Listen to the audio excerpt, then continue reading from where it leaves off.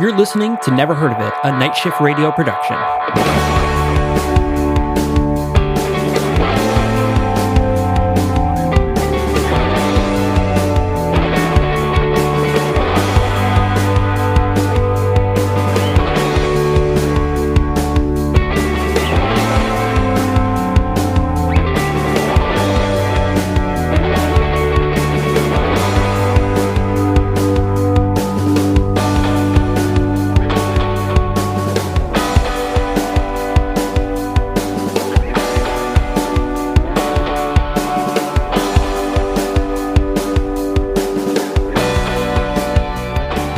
Yeah, I was gonna eat like a chicken patty for lunch today because, like, I don't know, I'm like obsessed with school lunches for some reason. I was gonna have like a chicken patty and string cheese, and instead I just ate 4 Jell-O puddings. That was my lunch. That's completely different.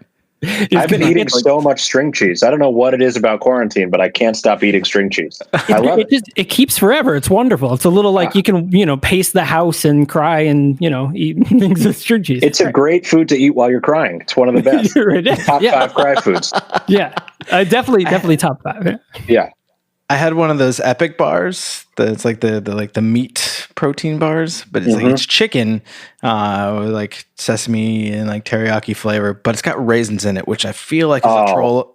I feel like that's a troll on white people, and I'm fine with it. I hate raisins. I have a memory, and I'm not sure if this is true, but when I was in preschool, I had a box of raisins, and a worm came out of one of them. Now that could have been a dream, or it could be real. I don't know, but I'm not eating them anymore. That's probably totally real because I to this day won't eat the I think it's Sunbelt brand granola bars. They're like real cheap ones because I had the same experience. Also the little like fruit pies. Fruit pies, a worm came out. Yeah, I had lots of wormy food as a kid. You can't eat anything. Brussels sprouts. That happened to me. My mom cut open a Brussels sprout when I was a kid, and I fucking loved Brussels sprouts because I was a weird kid. And a little worm crawled out, and she was like, "Oh, come look at this." She was like, "Look how cool it is." And she's like throwing the Brussels sprouts in the pan. And I was like, "I can eat that shit." Like, you fucking crazy? There's a worm in that shit. Like, that's child abuse. Right. It was horrible. She was like, "Oh, it's fine. It was just in the one." And I'm like, "Yeah, but if I was like, hey, there's a worm in your hamburger, but it was only on the right side. You could eat the left side just fine. You're not going to eat that fucking hamburger." Like, no. I think we figured out that string cheese is the only safe food. There's no worms in string cheese.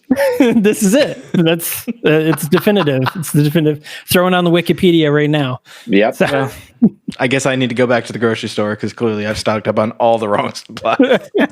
You've got a fridge full of worm food. No string cheese. You're failing the apocalypse right now. Not a single string cheese. I fucked up. God, I used to respect you, but now I don't even know if I could finish this podcast. That being said, hello and welcome to the Never Heard of It podcast. I'm Michael Fight.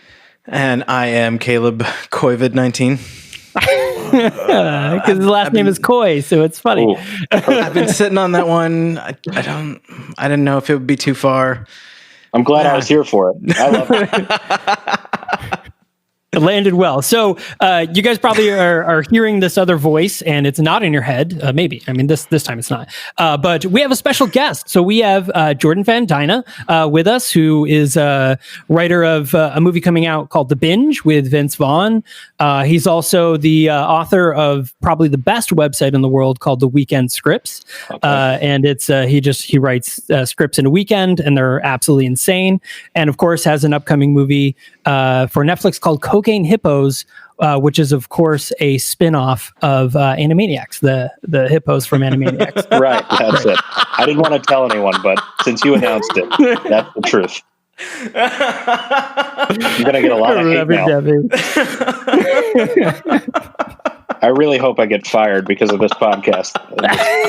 They let me go. But thanks for having me, guys. This is exciting.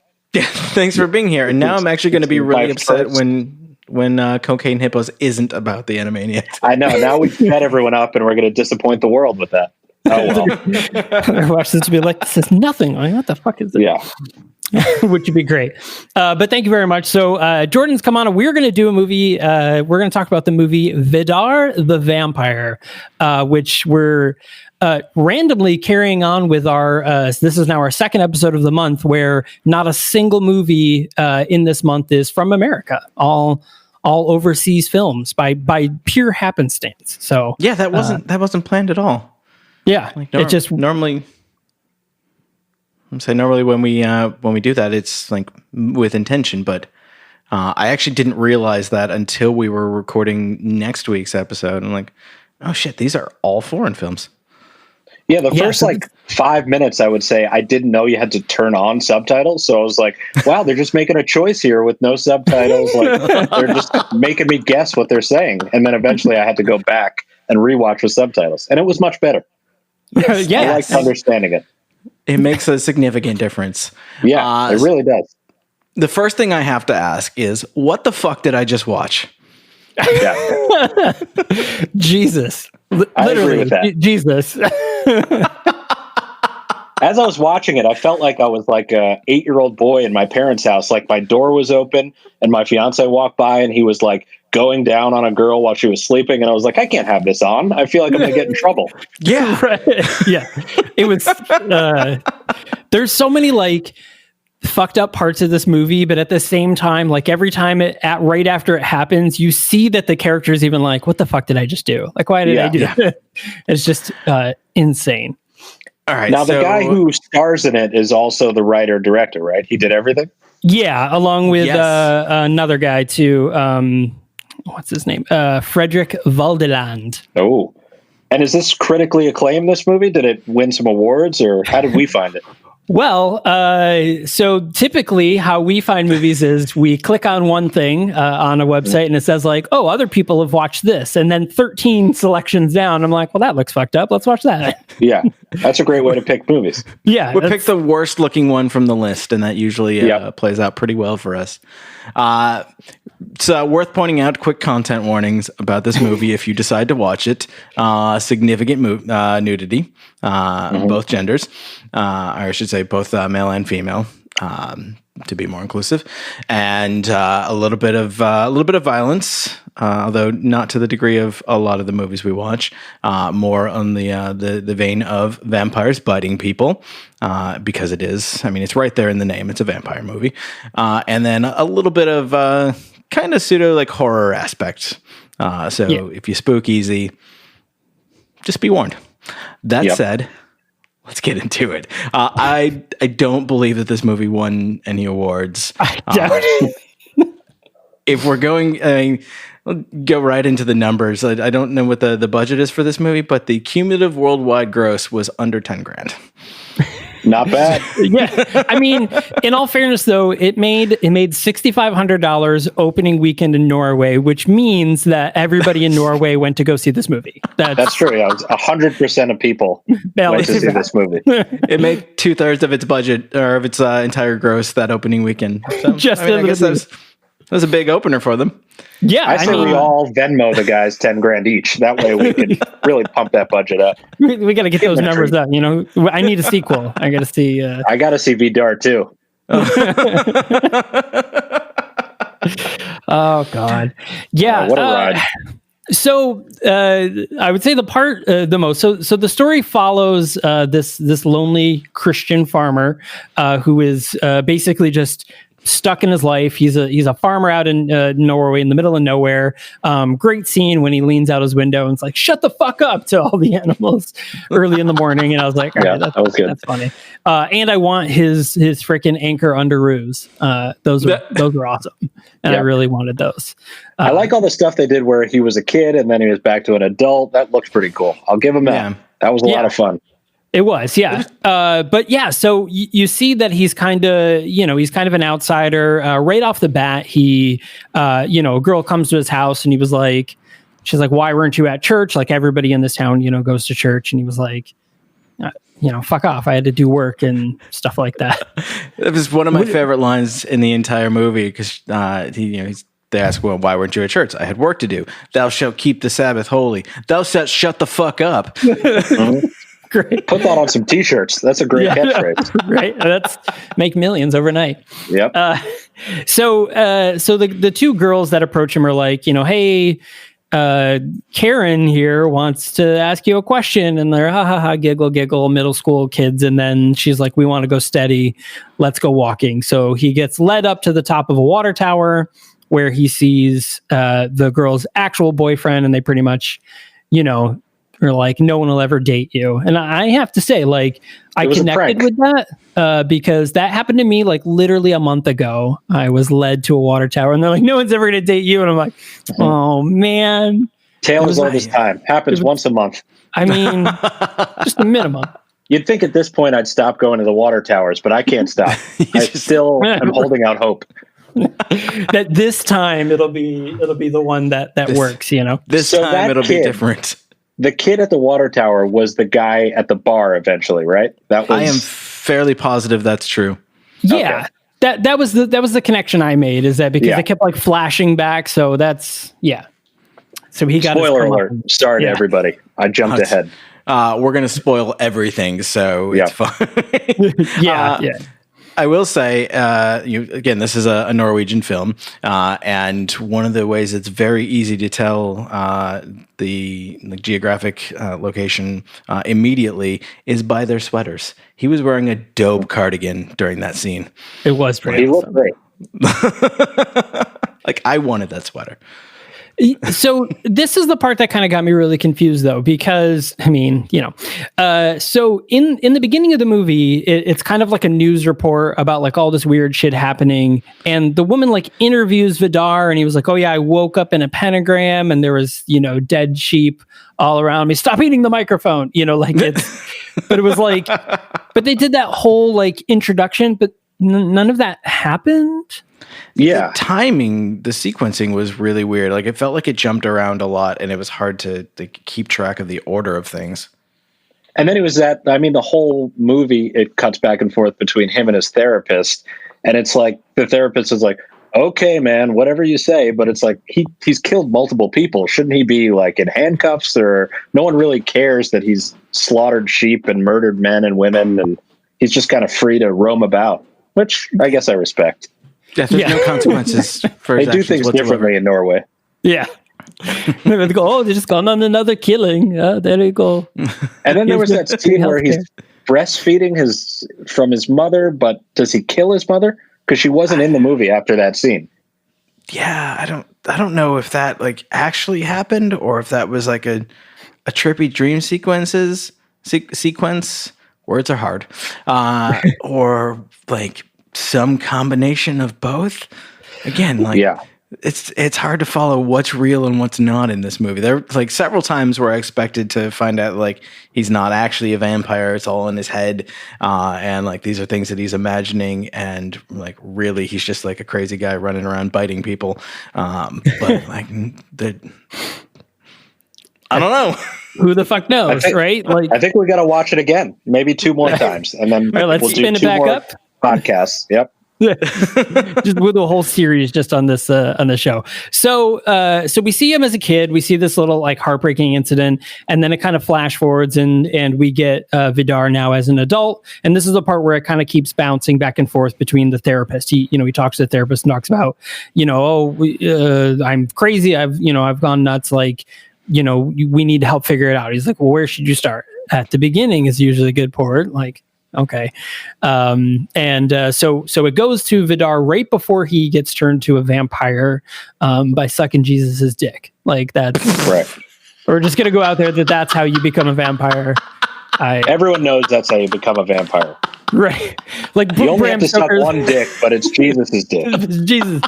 I can just see like Bram Stoker like writing, okay, and then he sucked Jesus's dick. No one's going to believe that. All right. He's bit by another vampire. Idiots, crumple that paper up, throw it away. Yeah. You have to be committed and like receive the body of Christ. Receive the body of Christ. Ridiculous. So, but we see Vidar living his life as a lonely farmer, and it's funny. He's caring for his mom and, caring for the farm. She's like, say your nightly prayers. And, he goes back to his room and he was like, oh my God, just get me the fuck out of here. Like, I just want to escape. And he's just like pleading to his nice little rosary and idol collection there to be set free. And we get the dream sequence where he heads out to the naked demon girl, who I would follow her too. Like, I was watching that sequence and I was thinking, I would have thought that the horns would have been a turnoff, but turns out they weren't. No, more a turn on than anything. I love it. Yeah. I'm into horn play. I'm a horn play freak. Like, she was an 8, and then I saw the horns, and I was like, you're a 10. You're a hell 10. 9.5, 10. A heaven 4 and a hell 10. Is that how it works? You come for the horns, and then you stay for Jesus's dick. It's a tale as old as time. That's basically exactly what happened. And this is where like it starts to get really trippy in like the sense of like what's real, what's a dream, whatnot. Because it seems like he's dreaming this, like following this woman out into like this like cleft stone on the hill, and he sees her with the torch and then follows her into a cave, and then like he sees someone like rising from a coffin or whatever in the cave, and so he runs away and climbs up a ladder, and then suddenly he's in like the loft of the barn, and that's where he runs into hipster white Jesus and receives the body of Christ. Well, and himself too. He sees himself eating a sheep, right? Like, and then comes running at him. Yeah, so like presumably, Penelope's jumping. Good dive. She's had enough of this podcast. She's like, this is ridiculous. She's heading out. She doesn't usually stick around for very long. She's like, fuck this shit. Yeah. She's also a devout Christian, so she's really offended right now. She doesn't want to hear this smut. So yeah, like, is this the sequence where like that news report is essentially like filling in part of the gaps for us of like what happened next? So presumably, some of this really happened, quote unquote, really happened, and this is where like we see him during the news report. He's got the bite marks in his neck, so like this is where he first got bitten by the vampire.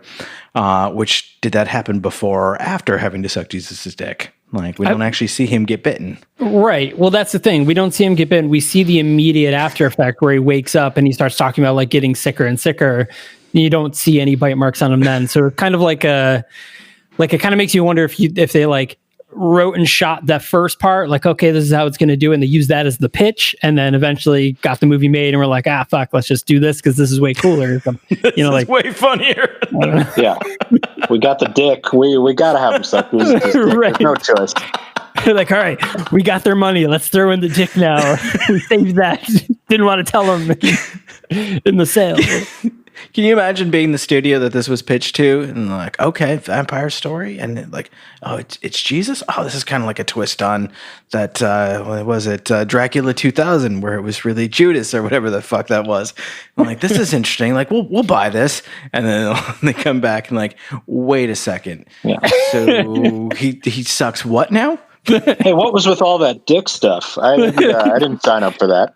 They're like, yeah, it was weird. It just made it into the movie somehow. I don't know why. Did you ever hear that story about Good Will Hunting? Where Ben Affleck and Matt Damon were like sending the script around and they're like, we don't think anyone's reading this. They're just passing or they're saying they love it or whatever. And then in the middle of the script, they put that I think Matt Damon just sucks Robin Williams' dick. And the only person that caught it was Weinstein at Miramax. And it was like, I love the movie, but what about all this dick stuff in the middle? That's really weird. And they're like, all right, you can have the movie. You actually read the script. Whether or not that's true, I don't know. But someone told me that once. I've heard that story too. So I don't know. It's got to be true. That's got to be true. That's 2 out of 3. I mean, that's, That's 100%. It's like all those job postings that are like, make sure you actually like put this like smiley face emoji in the subject line of your email because that way we'll know you read it. I'm like, yeah.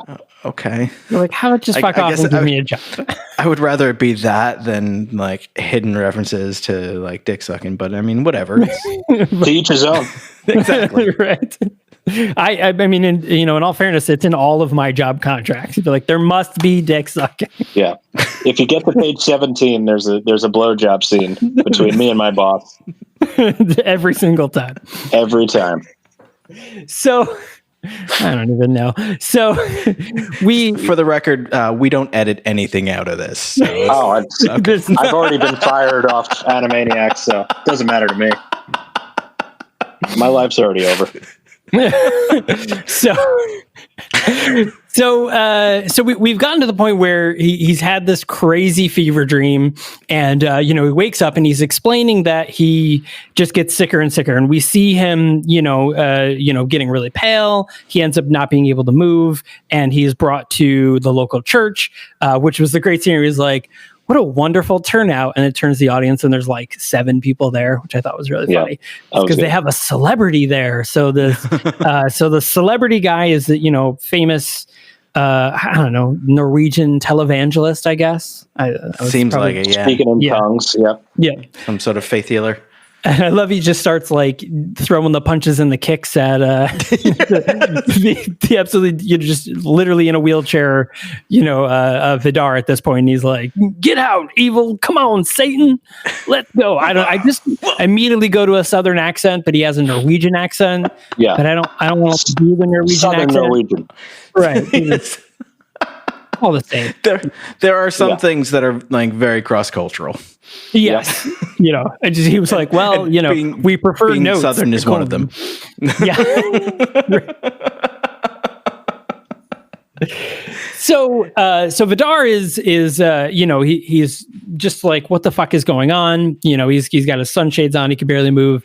And so the priest decides that they're going to let God's holy light shine upon him, and he opens the doors to the church. And at this point, Vidar is blasted with sunlight and immediately catches on fire, as we see.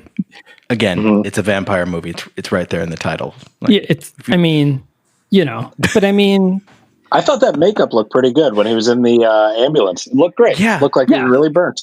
Yeah, when he was all burnt up. Yeah. Yeah. The pillowcase was like actually sticking to his charred skin. That was really gross. That was a good touch.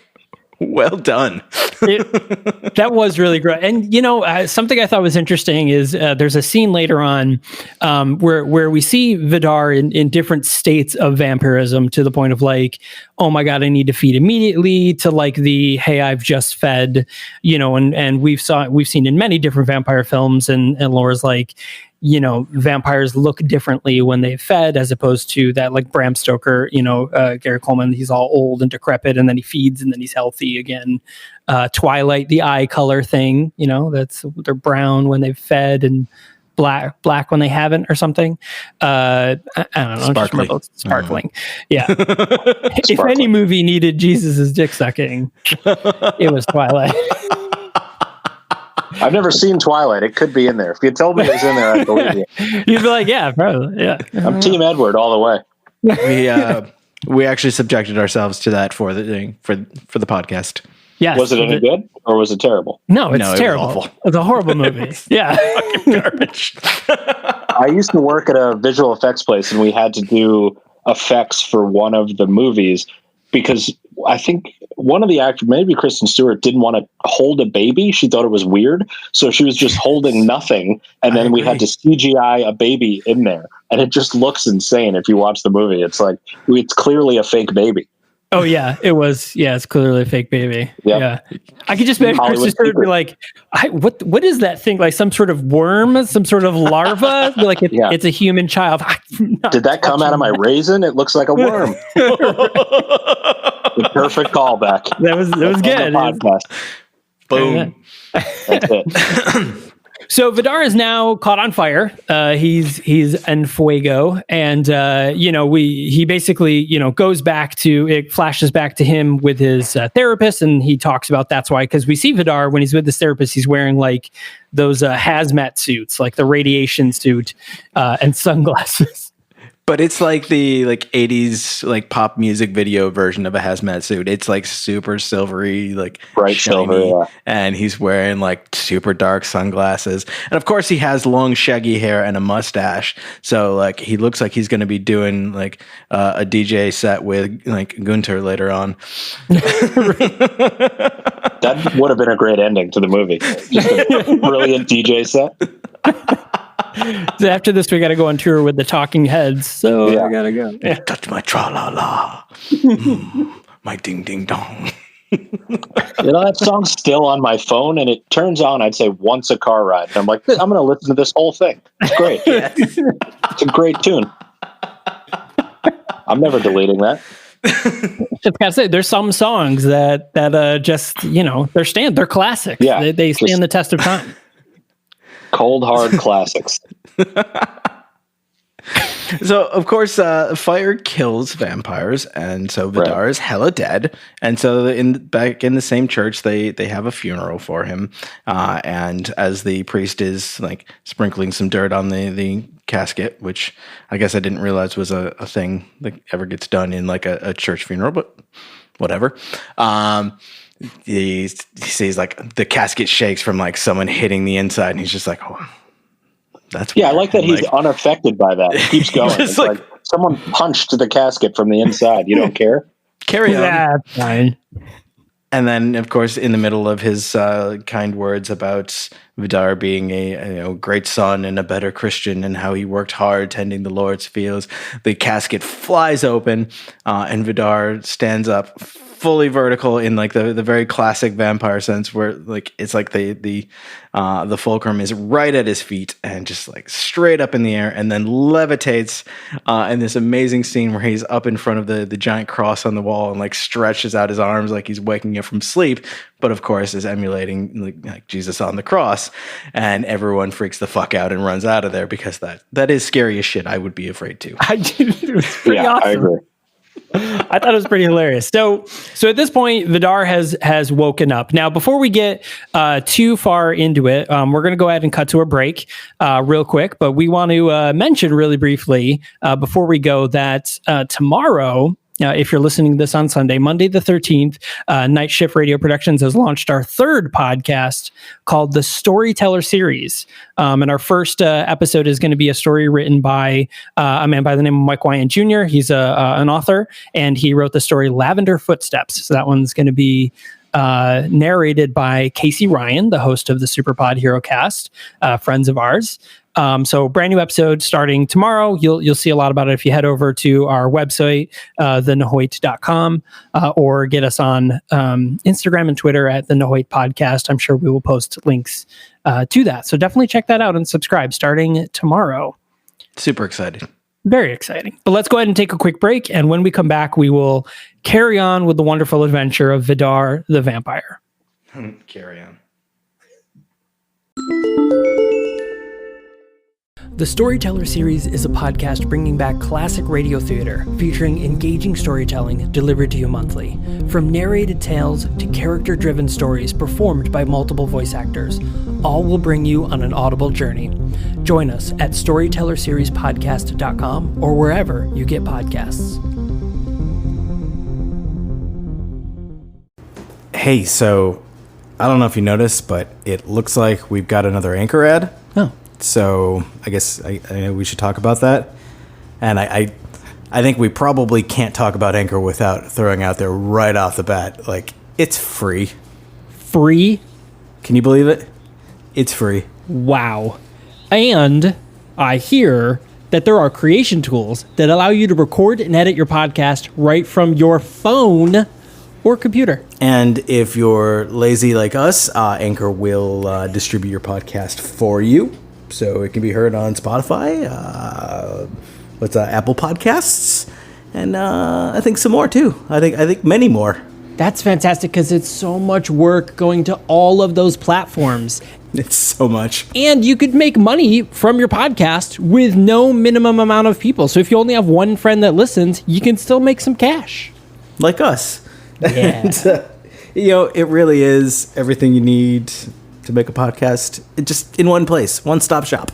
Wow, one place. Well, you should go ahead and download the free Anchor app or go to anchor.fm to get started today. Like right now. But, I mean, after the episode.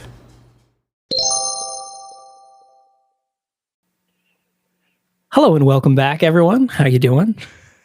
Excellent. Okay, I'm good. All right, cool, great. We can feel great. Yeah, I feel great, man. It's fucking I feel dope. good. I feel fine. It's my third Diet Coke of the day. I'm all wired. I feel like $1 million. I love quarantine. Fantastic. Treating myself. We're just as of when we're recording this, we're just past the month mark for a lot of people, and then others I think are literally just beginning. So yeah, in certain states they're just starting, but I think I'm at 3 weeks or maybe a month now. Haven't left my house. I love it. Yeah, New York. I'm I think I'm almost 3 weeks. So 2.5 weeks, I think, since. Yeah, it was like mid-March, I think, is when we shut down. We're just past a month since work told us we should probably go home, and almost a month to when they said, no, you don't come in at all. And so that kind of began the process for us, although we were still thinking like, oh, it's fine around here. And it's like trying to go out and support businesses before realizing like, oh no, like this is bad. Like, so we're at, I think, about week 3, like actually seriously at home. Yeah. I'm not okay. Yeah. Well, you can call me anytime you want. You call me up, I'll tell you about my Diet Cokes. What a great time I'm having. Dipping your string cheese into your Diet Coke. Oh, what would String cheese dipping. There'll be a lot of ska band? String cheese dipping? That definitely sounds like a ska band. Yeah, I would have listened. I'd buy their album right now. Mm-hmm. So when we left, Vidar has just kind of awoken after his first initial death, and we see him wander into a gas station, and he's all wrapped up mummy style. And maybe that's like a Norwegian thing, or he was just in his bandages. We're just to assume he's in his burn bandages. Yeah, it seemed like it was more of like a corpse swaddling. I don't know the actual correct. There is a correct term, and I don't remember. But I mean, maybe it was because he was burned to shit. Right. Yeah. But when he came back, is he still burnt or is he just wrapped up from the previous burns? That's the question. He looked bad, but he didn't look burned anymore. Like his face was like waxen pale, but no longer charred. I think we found the first plot hole in this movie. His glorious mustache grew back very quickly. Yep. Dear writer, I have noticed that this guy's getting an angry Thomas Askeberg. You may have heard of cocaine hippos. Well, I have some notes. For you. Guy doesn't get it. I mean, if he'd take our advice, he would have crossed that 10K mark. That's true. You could have made that extra $400, man. Just maybe the sequel. I don't know. I'm just trying to give him some advice. So he opens up a bottle of water and begins chugging it, which I was immediately waiting for the like kind of stereotypical vampire, like first realizing like nothing tastes right anymore and like being revolted or whatnot. But he actually looks like he really was thirsty and the water helped. But then the clerk is standing behind him. And of course, it's one of those scenes where like you don't hear any sound as though like he's kind of like still in a daze or shock. And so like she's standing there talking to him like, and obviously like, what the fuck are you doing, man? And he sees her as one of the 2 young women from the water tower prank. And then the next thing we see is he's walking out, face and like the front of his bandages covered in blood, and she's on the floor with blood smeared everywhere. I'm like, oh, okay. And then randomly another criminal comes in and just robs the register. And it's just I'll leave that dead body there. I don't care. I'm just going to take the money. It was Jesus. That's who he. That was Jesus. Jesus, right? I didn't even notice that. Yeah, because I gotta go back and watch. It's such a funny scene because it's shot. You see from the point of view of the security camera, and you see Jesus walk in, and he just kind of like meh, and he goes over and he takes the money, and he heads out. But you see when Vidar walks out of the gas station, he like walks out, and then like goes like, oh shit, like I should hide. And he like ducks down and he starts like scooting away, but like the security camera clearly has seen everything at this point. And then we see Jesus follows him with his car up to his house. Jesus is there gassing up his hearse. Gassing up the hearse. Now it's all coming together. Jesus' character in this movie is so fucking insane. Which he also looked insanely familiar. Has that guy been in anything before? Why did he look so familiar? I was looking him up earlier, and like he's been in some stuff, but like nothing that I've seen. The only thing that really caught my eye is that there was a TV series, which looks like maybe an animated TV series called Horribly Mutated People. And I'm like, well, that sounds like something I'd watch. Looks like we have our next podcast. Right. In a dystopian future, we follow the adventures of Rick, who is failing to come to terms with his own mutated self, and Adam, a parasitic twin, conjoined to his brother Hugo's headless body. What the fuck? How do you pitch that? Someone pitches that and someone's like, yeah, all right. Yeah. All right. Why not? I think they may have only ever filmed the pilot, though. Definitely didn't get past season 1, which really is a goddamn shame. Like, yeah, I would have liked to see those characters seasons 4 and 5. It's like The Wire; it keeps getting better. Right. It's just, he's like, man, the development of this headless character parasite is just fucking great. I mean, the headless parasite has a brother in season 3 that you come to find. Unbelievable stuff. But yeah, no, it doesn't look like he's really been in anything. He was in like some military documentary. He's a voice in that. He was like some side character in some other film recently, and then a film called Run. He looks like he was a main character in that, but it's like a Swedish film, so it's not like a well-known American film. But that actor's name is Brigt Skjertingland. A lot of syllables. Yeah, there's a lot of K's in that name. All right, so everyone was good in the movie, though. All the actors were pretty good. Yeah, no bad performances. It was. I think Vidar played Vidar very well. Yep. Yeah, Vidar did a great job, and he had a great fucking dope mustache. Yeah, I would definitely agree with that, because it's hard to tell like what the budget of the movie was, but like it was well shot, and like it was absolutely batshit. But like you said, the acting was good, the writing like sometimes hard to follow, but like still lent itself to like a fun story. And like I still don't know what to think about it. But, yeah, I'm on the fence. It's hard to believe that it was made in 2017, because it just feels like the portrayal of like women and stuff in the movie just felt pretty dated. But I guess Norway, a little behind us. Maybe. I don't know. Maybe. Also, was there like a weird, like, did anyone else pick up like the weird subtle racism where he was like, she was dark as midnight, but I couldn't tell because they all kind of looked the same. And I was like, wait, what? But I think he was just referring to like the women in general. He tells a story, though, about like how in the small town that he grew up in, there were no people of color at all. But he would always hear stories about, quote, they would go to the train station and they would go home on a bike. So like talking about the racism in his community and the way that people would talk about people of color as the other and as criminals and like riffraff and whatnot. So I think it was a nod to like that being a thing in Scandinavian society more so than trying to actively portray that in this character. Yeah, I think. Maybe I'm giving them too much credit, but saying before we started recording, that's what you guys were going on a racist rant. I said I wouldn't say anything, but I have to be frank with the listeners. Outed. Fuck. So speaking along that same line, what year do you think the film is? Because foreign films are really hard to tell, because sometimes you're like, is it the 60s or are they just European? Like you just don't really know the difference between like that. Like it was tough to tell if this was now or like sure it was set as a contemporary. Like that's my guess. Yeah, I thought so too. Yeah, I thought it was taking place right now. That was my guess. Yeah. Okay. All right. Cool. Yeah. Whatever. Totally unrelated, but I have to say it. The guy who plays Vidar is in a short film in 2010 called Yum Yum, which is summarized as a pizza delivery guy drives around a deserted part of town looking for an address. When he finally finds the dubious location, he can't fathom how one pepperoni with extra cheese and onions can possibly be enough for the 24 dirty bums leering at him. Oh my God.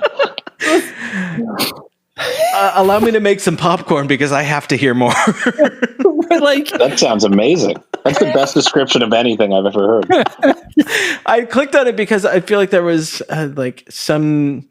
It was one of the weird, like again, like pseudo dream sequences where one of the women's that he attacks, kind of comes back and attacks him, and she's like, how do I taste? Yum, yum. And I'm like, is this like was this the short film that The inspired prequel? Vidar?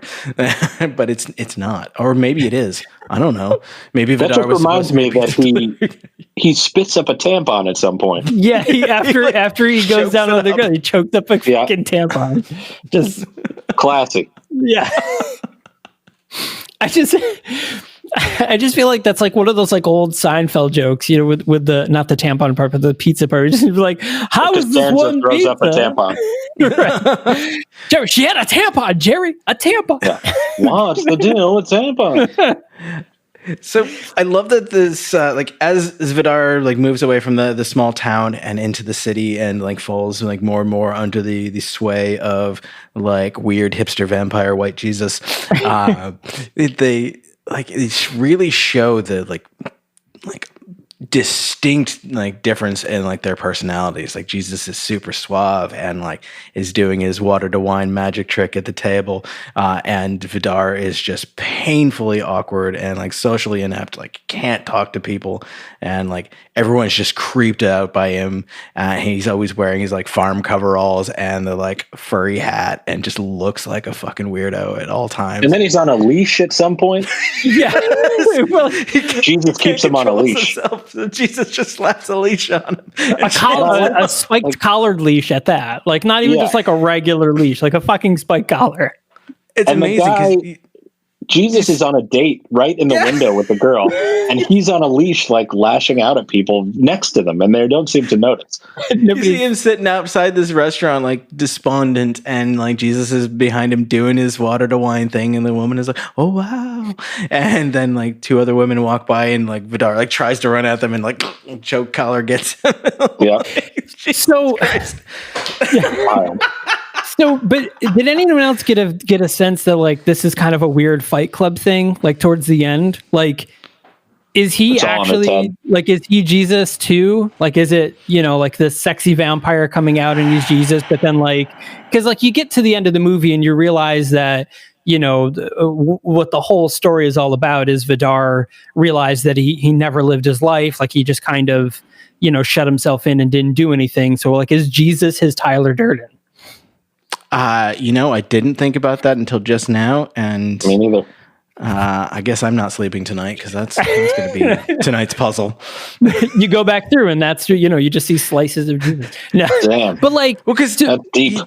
He does that date at the end where he convinces one of the women from Jesus's harem to he'll pay for everything and pay her for her time, but to go out on an actual date and just pretend to enjoy it, pretend to have fun with me, because he's still kind of scarred by that childhood experience of being told you'll never have a girlfriend, no one will ever love you, and so he takes her out, and like you mentioned earlier, Jordan, where it flashes back to he's now a kid again and he's doing all these things, and it's with that girl Karen who played the prank on him to begin with, and they're at an amusement park, at a carnival or whatever, riding rides, and he wins a bear for her, and they go on a date, and he does the water to wine trick, and they go watch a movie, and the movie is them, and it's super meta. Maybe I love this movie after that description. Now it's all coming together for me. This is my favorite movie of all time. Well, so the one scene that tipped me off on that was when he goes to the Addiction Anonymous thing, and he was like, "Well, Jesus is right there. You can't see him, but he's sitting right there." And he lashes out at Jesus, and nobody, everyone kind of looks, but they don't look at Jesus. They look in that direction, but we see Jesus as the audience. That's why I was like, "Wait a minute, what the fuck is going on here?" Because it's not exactly clear, because he points to this is Jesus, and he drinks blood too or whatever. He's a vampire too, and Jesus just hey, just super casual. Yeah. No, but like you said, nobody responds to that, and they're all like, "All right, Vidar, maybe you just chill and we'll let someone else talk." Right, because he has that weird prophetic moment where he's talking about how maybe Jesus and Satan are the same person. He's like, their story's exactly the same, man. You don't understand. He's ranting, and everyone's like, yeah, now that you think about it, that's spot on. Yeah, I love everyone just yeah, okay, I can get with that. That makes sense to me. Yeah, all I want to know is how are these bums going to share all this pizza? That's what I was talking about. Can we go? Dirty bums. That's not enough pizza for you. This is absurd. Now I really do want to go back and watch more of this guy's catalog, because like, what other gems have we been missing out on? I mean, he'll definitely listen to this podcast, right? Like, if someone it's had a podcast about a movie I made, I would listen to it every time. So he's going to tune in, and then you should have him as a guest for the next one. Totally would. If you're listening, absolutely. Thomas, join us, please. Please, yeah. Explain yourself. The director to Velocipaster listened to our podcast, and they loved it. So that's great. My friend wrote the movie Skyline, and then they did it on How Did This Get Made, and then he called in to defend his movie, and it was great. That's amazing. I mean, hey, I've made a few movies in my day. I know that sometimes you're like, this is going to be good, and then you get to like day 20, and you're like, okay, maybe I don't put this one on my resume. Yeah, you don't start out with the intention of making a bad movie, right? Those intentions are always good. Skyline is one of the few movies that I almost walked out of. All right, I'll tell him that. Yeah, I can get him on this podcast. That's I sat all the way through it, and I watched the sequel. The sequel is better. He directed the sequel, and it's better than the first one. Yeah, the sequel's pretty insane. I think they should have started with the sequel. Is there really? That's amazing. The whole trilogy. So I'm just guessing that this trilogy has nothing to do with Cincinnati chili. You'd be guessing wrong. It has everything to do with Cincinnati chili. Okay, well then sign me up. That's a docuseries about. Yeah. It was actually one of my favorite moments on this podcast was a past episode where we had a writer and director on and put him in the hot seat and said, explain yourself. And he actually did a really good job. Yeah. It was great. He's kind of like, listen, man, movies are really expensive. And we got to the point where we ran out of money and we were like, fuck it, just do this. Great. He did a really good job. We were like, that's fair. That's we understand. It was good. Yeah.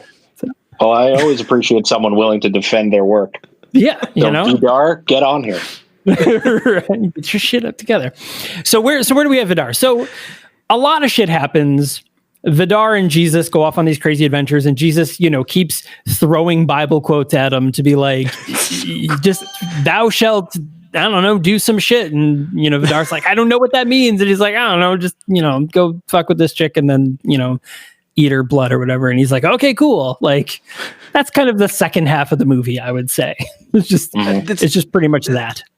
This crazy whacked out Jesus is like throwing, like, as you would expect him to, throwing like 100% accurate Bible quotes, but like in the most bizarre context to like push this vampire Jesus agenda. So it's all this stuff that like, blessed is he who comes in my name or something like that. And he's like, no, like seriously, like go, like use that line. Tell her the Lord sent you. Tell them the Lord sent you. That's a great line. Which is great. Later on, she's like, let me guess, the Lord sent you. Yeah. And so you mentioned earlier the guy that we think might be from his hometown might have been the I think his name was Lucas or whatever, the boyfriend at the top of the water tower. So he's going back in one of his like fits of like just like he can't control himself. He's like just got the bloodlust. He's going back to the harem, and he gets stopped in the hall by this dude who recognizes him. He's like, "Hey, let's go get a beer." And Vidar is just like, what's happening? And so they're sitting and talking, and he's just like lamenting his life now. He used to go and party and whatever. He's credited as I think it's Jonas but I don't know which version of Jonas he's credited as the I'm not even looking at the right movie anymore. That's Skyline. He's credited as Donald Faison in Skyline. Turk. Lord, where is it? I had it. That was a weird scene too, because it's like, why Mr. is this guy, Mr. Pataya? He was such an asshole. even now he's still an asshole. Like, you'll never have a girlfriend. It's like, what? How do you know? Why are you attacking this man? Like, fuck off. Well, you're like sitting here talking about being married with 4 kids, and he's like, oh yeah, shit's terrible, blah, I wish I was still single. He's like, are you married? And he's like, no, I'm single. And he's like, yeah, you're a fucking weirdo. You never get married. That makes sense. You'll never have a girlfriend. Like, yeah. Fuck you, dude. That guy deserved to die. He did. And Jesus says exactly that when Vidar goes into a blind rage and murders him on the dock. That's another moment that I think lends itself to your like Fight Club-esque theory, because Vidar has this blackout moment, and then suddenly he's like out by the waterfront where he was in the bar with this guy, and now the dude is dead on the boardwalk, bleeding, and Vidar is covered in it, and Jesus is just like, yeah, that dickhead deserved to die. Like, wow, Jesus. Jesus is a judgy bitch. A little bit. He really is. I mean, he's right, but but yeah. So we talked about the tampon scene. So at one point he's sitting outside, and this is during the montage of Jesus kind of like picking up women and having his way and whatever. And so Vidar like is sitting on the step, and he looks back, and there's this woman. She's her legs are spread open, and you see her underwear, and she's eating Burger King. That was weird. A lot of product placement for a film that only made like $9,500. It was like Burger King, like Apple. It was pretty up there. Burger King said, we need to be in this movie by any means necessary. Put our product in that movie. They got to Jesus dick sucking, and we're like, say no more. Here's some Whoppers. Yep. So that's how the movie actually got funded, and they just didn't have to report that money because it wasn't part of the gross income. Right. Sponsored by Burger King. Vidar the Vampire. Spectacular. Your way. Just keep picturing Jesus's hairy balls between his. You just swamp. So I did appreciate the penises in this movie. I like a movie that shows a penis, not afraid to show male nudity. Just fucking let it all out, Why not? If you're gonna do it, they did not hesitate one bit with any of it. You got it all. This film has it all for you. Burger King, Apple, balls. They knew what they wanted, and they put it right out there. So he looks back and sees, this girl's like drunkenly eating, Burger King, and he's looking and he's like, oh shit. And so he, averts his eyes, being the awkward guy that he is. And she was like, you're looking at my pussy, like what the fuck? And he was like, so he starts fighting with her, and then she just like flips out on him, and she's only credited, and she was even in the subtitles as drunk cunt, which I thought was pretty amazing. That's just her character's name. That's what I'm saying. The treatment of women in this movie is not right. You can't name a character that. Right. She seemed perfectly reasonable to me. He was being very creepy to her, and she was right to yell. Yeah, no, she was absolutely in the right. The only thing that I would say that she maybe did wrong was like wasted a perfectly good burger by throwing it on him. That's true. She threw a Whopper at his. Burger King's got some good Whoppers. Burger King sponsor us. So that's I'm like, BK Sin, they call that. BK Sin. Minor continuity error. You see, like he's got the like sauce and everything like smeared on his face and on like the top of his jacket and everything. And then the very next scene where he's following her home, he's completely clean. Yeah, also, really where I checked out of this movie. I said, I can't keep watching this. You're like, nope, this is unacceptable. What happened to the sauce? Took me right out. Same thing. She actually, when she gets up and throws the Whopper at his face, she leaves her purse there as she walks away. We see her walk away, and he's still sitting next to her purse. And then in the next scene, when he's stalking her, she has her purse on, and she pulls out her phone and stuff. So that was another big continuity error. Oh boy, starting to pile up here. Get that guy on the podcast. We need to scold him. Listen, so issue 1, but yeah, so he follows her up into her house, and I think it's funny. He like tries, like she goes into her secured building, and as the door closes, he like lunges to try to get it and misses it, and he's like, God damn it! But then he just climbs the building. This is just some magic vampire power he now has. Which I love. The wall that he's climbing is painted with a very like disapproving woman's face, like a Norwegian grandmother who's just like, you really should think about your choices. But like, Vidar, I don't know what you're doing right now. Jesus is crying, laughing that you're climbing a wall to do that. Woman was looking at us watching the movie, being like, you should really reevaluate how are you spending your time.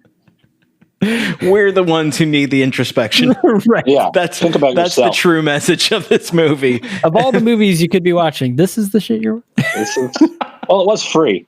Yeah, this is true. Yeah. So he gets into the room and she's passed out drunk, and so he's pulls off her panties, starts munching the rug, literally munching, because he's actually like feeding off of her between the legs, and then he hears the boyfriend come in, who I love that the boyfriend was like super like tattooed up guy that has a fucking samurai sword, which was awesome. Where did the fucking sword come from? Right? I thought, doesn't Norway have like a super lenient gun policy thing? Like, isn't everybody required to like join the military and have guns? Like, he doesn't have a gun. They're super strict about samurai swords, which is why it's cool that he had them. You're like, oh man, he's badass. Yeah. Nobody has a fucking sword. Sift through AK-47s trying to get my sword. Yeah. But yeah, so he chases Vidar out, and Vidar is naked because he's classy. He takes off his socks before he feeds. Gun ownership is actually restricted unless one officially has an officially documented use. Wow. Gotcha. For the gun. Yeah, so they're actually much more restricted, which is probably why he had the sword instead of a gun. Right. Right. I mean, obviously, everyone carries a sword in Norway. That's the assumption I have. Norwegian samurais. Vidar died there, right? When he jumped off the side of the balcony. Yeah. He dies several times. This is his third death, I think. Yeah, which is funny. Jesus even makes the point of like, this is resurrection and resurrection and resurrection. Yeah. Just keeps bringing him back. It's like it was the moment when Jesus says that the asshole from the town deserves to die, and Vidar was like, "I deserve to die and not keep being resurrected." Yeah, what have you done to me? So as we mentioned, the film keeps jumping back and forth between Vidar explaining this scenario and the psychiatrist that he is seeing, and of course the psychiatrist, first off, horribly unprofessional. Not only does he laugh at Vidar several times, but he also like gets super pervy when Vidar starts talking about the whorehouse. Like, it was he's really a terrible therapist. Yeah. He also offers no insight in any way. He's not helpful at all. Right. Really, just that, like his entire goal is to set up another session because he knows that Vidar is currently having to pay full price for these sessions. So he's like, I recommend it at least an hour a week. Like, the man's admitting to mass murder, and he's like, well, we should do a second session at least.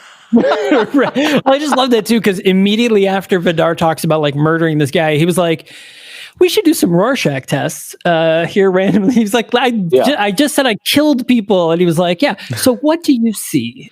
Yeah. Clearly I'm insane. I mean, I just said I'm a vampire that goes down on women and has died 7 times, but you want me to do a Rorschach test? Like, unbelievable. Take that guy's license away. And everything was either a bat or a beaver, which I thought was kind of interesting too.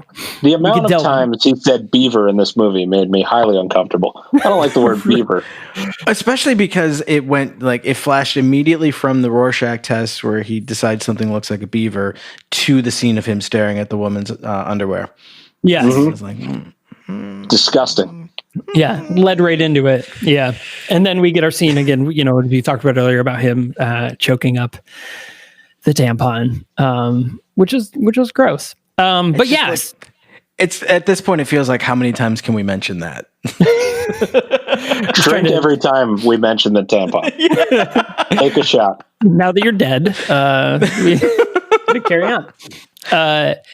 So at the end of the movie, Vidar finally tells off, after he kills the guy, and he tells off Jesus, and Jesus throws a bunch of money at him. And then we get to our part where he goes off to the whorehouse and, was like, hey, just spend the time with me. And we see him, as a kid kind of reclaiming his childhood. And then at the end, we see Vidar, he leaves his session in his full hazmat suit.